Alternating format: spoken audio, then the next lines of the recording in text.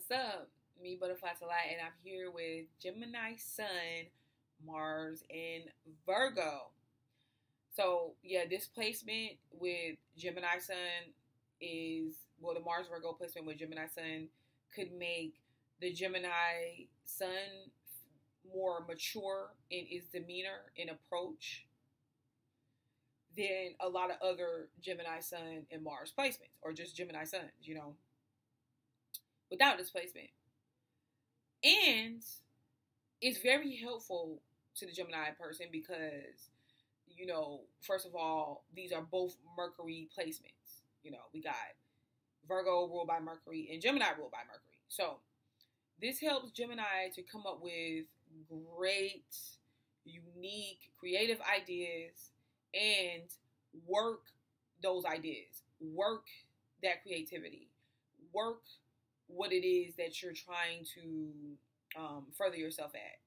You'll be willing to work and get it done, and it's a great collaboration for the simple fact that you have more of a focused nature. Gemini's, it's hard for Gemini's to focus, but with the Mars and Virgo, when it comes to making your money and going after what you want, for some reason, even if you change up variations of how that happens slightly, you still are able to work towards what it is that you want to create. I really don't feel like this placement make changes very quick and fast necessarily. Like, yeah, of course you will be curious and have different interests. But the only thing this means for you is multitasking. It's like, well, I'm just going to multitask. I'm going to work even harder to get what I want done. Like, you're able to really keep more of a focus on what that is, what it looks like in a realistic way. Like, a lot of Geminis, I feel like they should come up with an idea and boom, it's there. Like right when I want it. But the Virgo and Mars is like, no, it doesn't have you on like in the fairy tale mindset or the mindset of illusion or thinking, where it's like, no, I could create what I want, but I have to work at it. It's something that I do gradually. It doesn't just happen. So you could be very analytical and very logical and very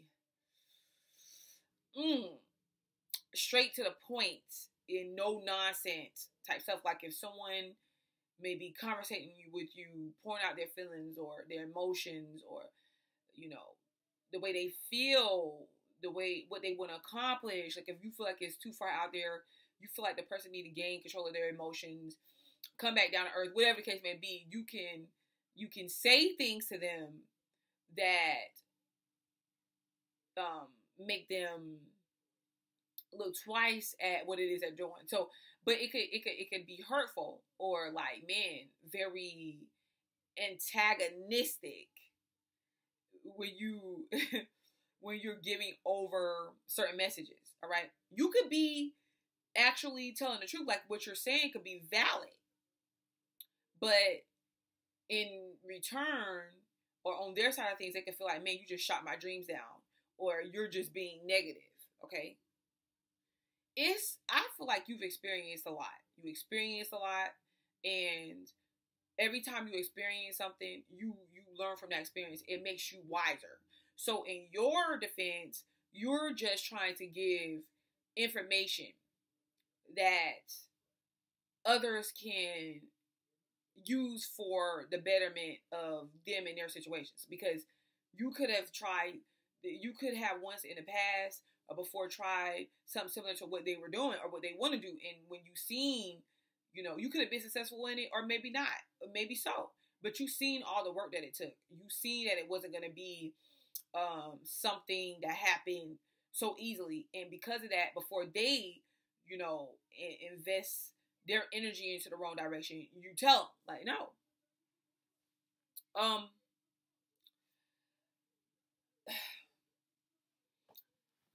You could also be someone that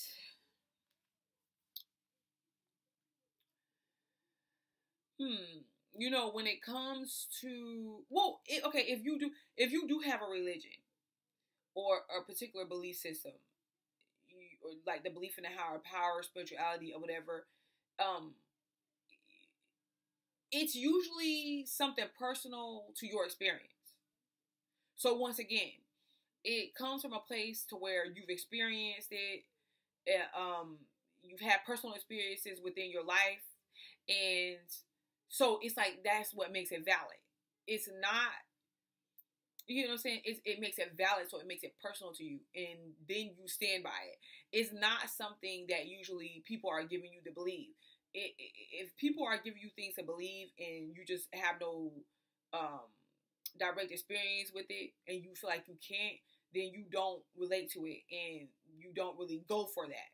You can feel like certain things, it's hard for you to believe in certain religions or certain beliefs, practices, and systems if you can't see proof of what that religion has to offer or what that belief system has to offer.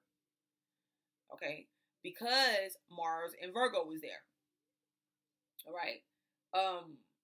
You can be a bit harsh when it comes to communicating. As a matter of fact, you know, even with friends and outings, gatherings, things of that nature, with family, friends, people could want you there, but at the same time, you could be withdrawn from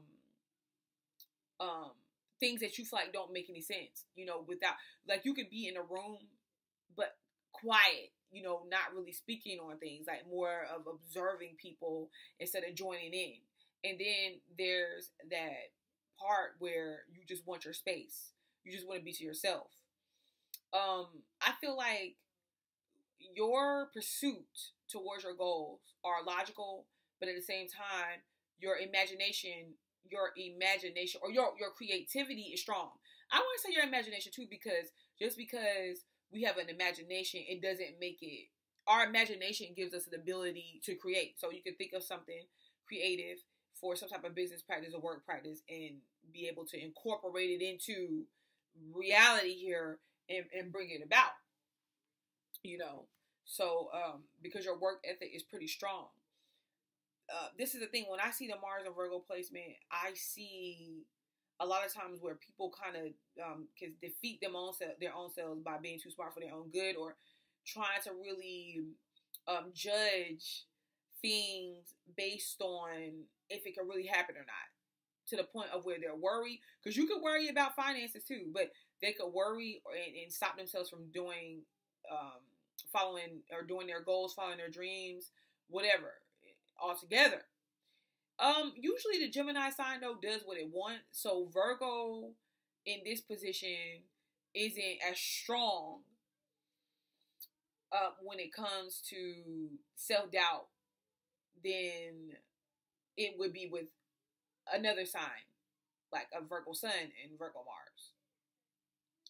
But this is about saying, can you, because there, you know, I feel like there's a certain fear that comes with you, and there's a certain fear attached to this placement to where that breeds doubt. Okay, because you may doubt something, not necessarily, you're telling yourself, yeah, well, that's not true. How do we know this is real? And doubt it because you're fearful of something actually being real. Because if it is, that means that you would actually have to work towards it. You would actually have to be responsible and fill those shoes. You get what I'm saying? And it could be easier to fear something or doubt something. Okay? So with this placement, it helps to really get to the true identity of who you are and what you want and where you're headed in life, what you require.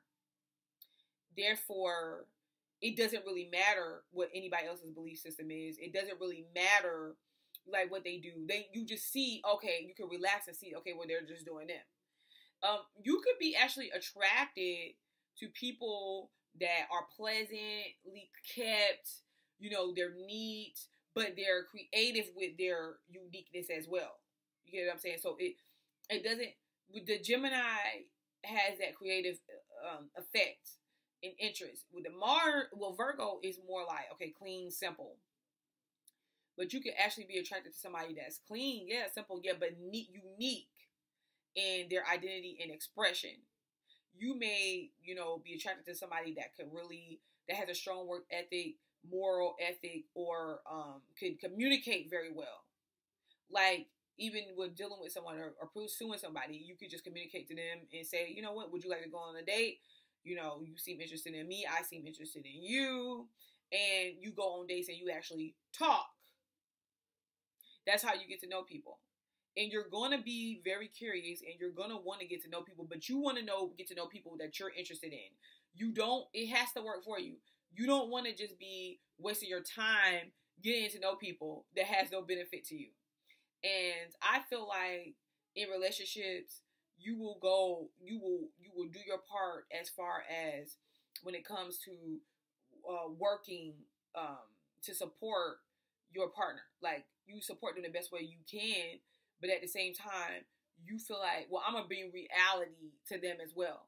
So remember, because you could bring it in a harsh way, you got to watch out for that.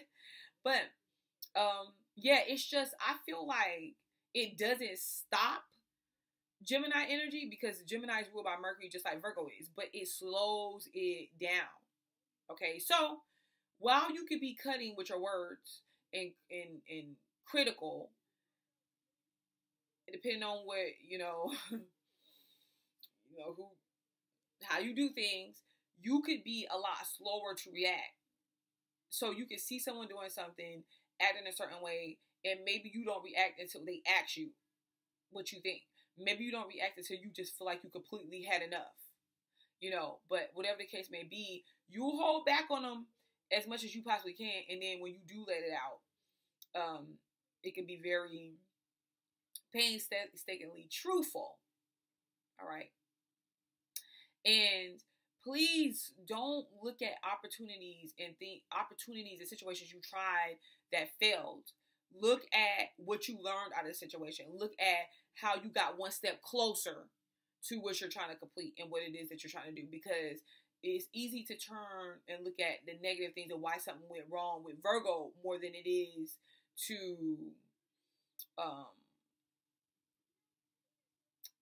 take and use that same information to advance and further yourself to the next level. But this is a very good placement for somebody that could come up with something.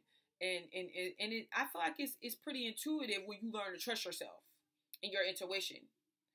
And you can create things and you can actually work at making it real. Okay? All right. So I'm going to stop there. It's been me, Butterfly to Light, Sun in Gemini, Mars in Virgo.